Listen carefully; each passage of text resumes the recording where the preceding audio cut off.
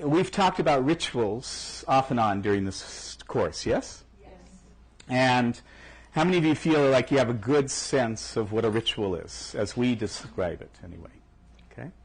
And you know there's two kinds. How many? Two kinds of rituals. And do you remember the two kinds? One's ceremonial. And what's the other kind?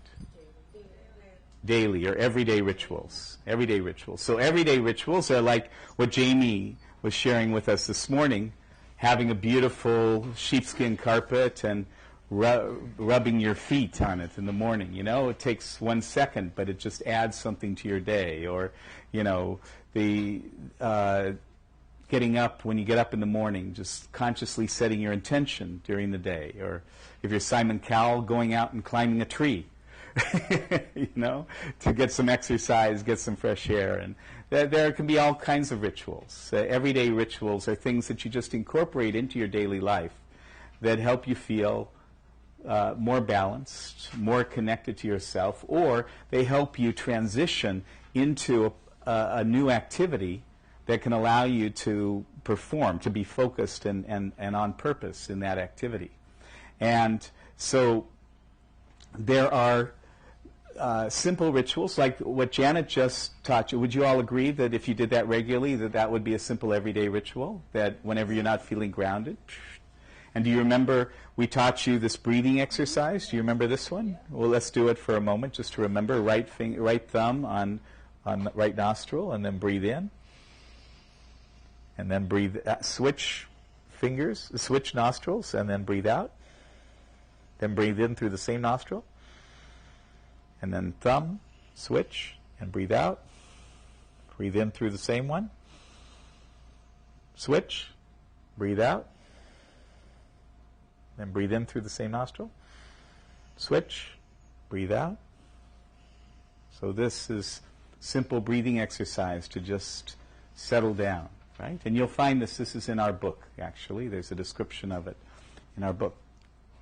So these are everyday rituals that can help you to have more ease in your life, to have more joy, more fun, more, deliciousness in your daily life, little things that just help to spark up the day. And I encourage you to go through and think of what are the rituals that you could do, that you could incorporate into your life.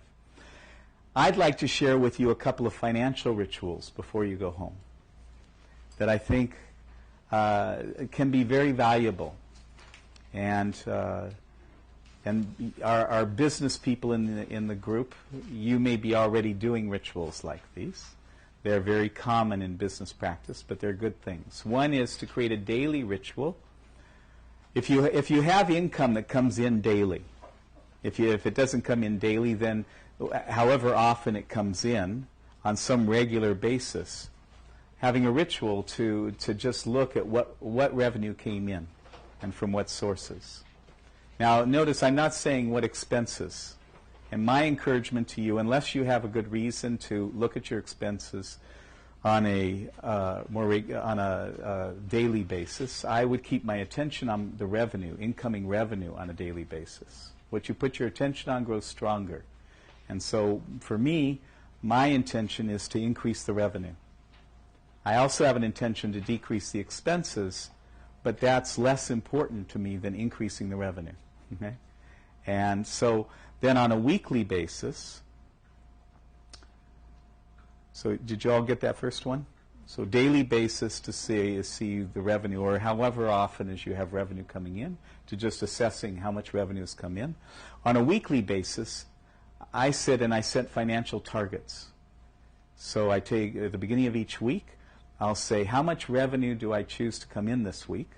And from what sources? I'll actually write down. And I have a category for unexpected. I always love to have a category for unexpected revenue that I don't know that's coming and that I invite it to show up. Yeah? And then when I do that weekly ritual, I also compare that. I compare my financial targets for the previous week to what actually came in, so I can see, did my intentions create what I was intending, or do I need to adjust my intentions? How is it worded?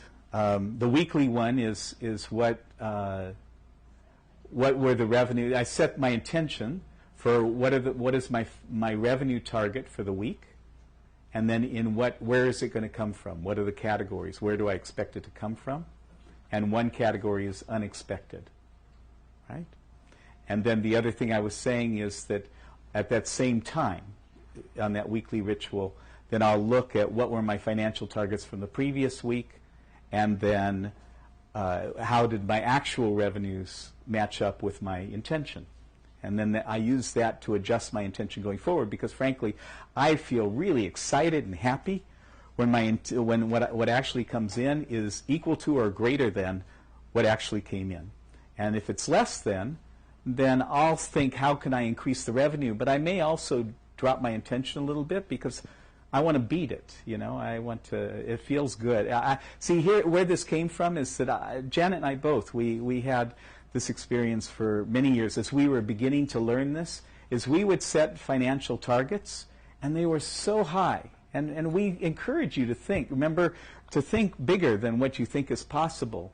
But when it comes to finances, I found that it feels a lot better to exceed your target than to fall short of your target. And we'd have this experience, right? That we'd set a target, and again we'd fall short, and it always felt depressing. It always... And so what I've done for my financial targets is to set targets that are just a little bit beyond what I think I could expect based upon past experience, And remember, I suggested that to you. So that would be my recommendation. And then you get to celebrate. Oh, my God, revenues were 10%, 20%, 50% higher than what we said. In 1 week when I remember Janet called and that our revenues were 300% greater than the intention for that week. And it was her. She did it, but that feels so good when that happens, right? So that's the weekly. Now the monthly ritual. You ready for a monthly ritual? Thank you. Okay. The monthly ritual. This is more along the lines of the financial statement. If you have a bookkeeper, an accountant, and they can prepare the financial statement for you, then it's a matter of reviewing the financial statement. If you don't, then it's a matter of, getting your total revenues, your total expenses, and then seeing what was your net. Was it positive or negative? And if it's positive, how much? And then looking at what do I need to do for the coming month. Do I need to decrease some of my expenses? Are there things I can do to increase my revenues for the coming month? So the monthly, I look at both income and expenses, right? Income and expenses, and I recommend that because there you have the opportunity to practice what Ben Franklin was talking about, right? The wise person both augments their means and decreases their wants. Yeah, so great. So these are some simple financial rituals that I would recommend to all of you. Make sense? I was giving a program in Bombay, and I was giving it with another transformational leader from India who has gotten a name for himself for teaching courses on money and has become very, very wealthy. And you want to hear some of his techniques, which are way different than this, very logical left brain technique. This is way right brain. He would say, number one, let's see, how many of you have your purses here right now? Okay, how many of you know how much money you have exactly in your wallet?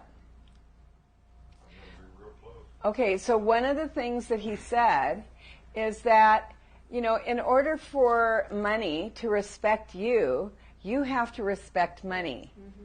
So one of the ways of respecting money is to always know how much money is visiting your pocketbook or your wallet. How much money is always there?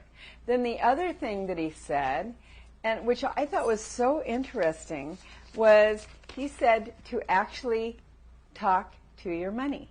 And he would stand in front of the class. It was the goofiest thing ever. I just was really like crazy. Here, I've had this since Jay Abraham and I. Any of you know who Jay Abraham is? Yeah. This like famous entrepreneur, marketing entrepreneur. Jay Abraham and I taught with this guy, Suresh Padma Bahan, in India. And I think he has a website, www.themoneyworkshop.com, for people who like that kind of stuff. You know, anyway, that he teaches, he said he always talks to his money.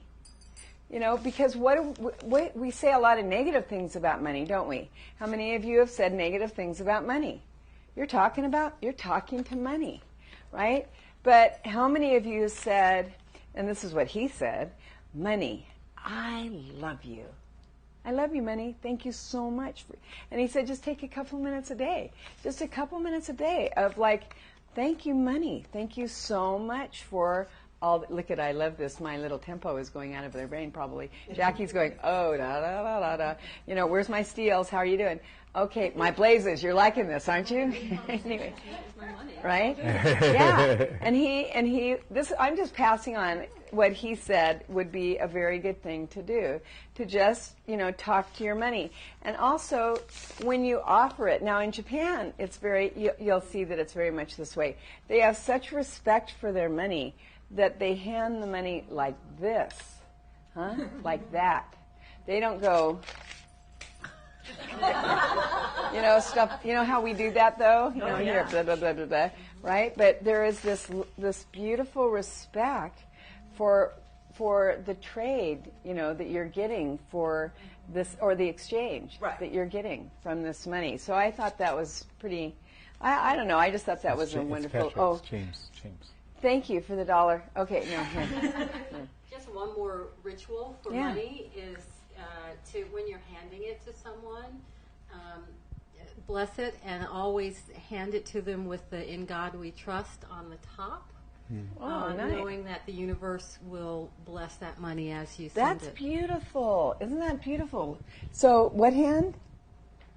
Either hand? Either hand, but you usually hand it to someone with it, with the "In God We Trust." Isn't that beautiful? That's so beautiful. And to put it in your wallet, all in the same direction. Yes. With that. And what does feng shui say? Marcy and I always have our red wallet. Yes. How many of you have your red wallet? I have a red wallet. Yeah, red, because red attracts wealth. So there's all these different little, you know, rituals that people do all over the world, for money.